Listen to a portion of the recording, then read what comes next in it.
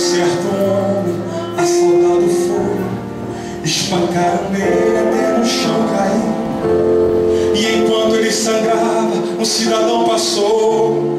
Era um sacerdote e fingiu que não viu. Estava com pressa, tinha prioridade, mas faltava amor, essa é a verdade. No mesmo lugar vai passar um levita.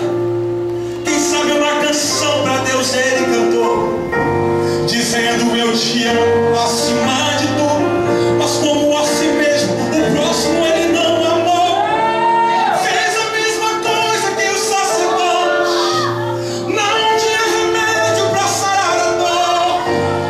Com as mãos vazias ele prosseguiu, e alguém caído pelo chão continuou.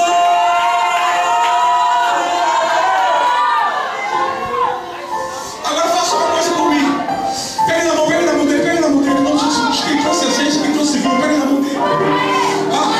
Escuta! E no mesmo lugar o bom samaritano veio.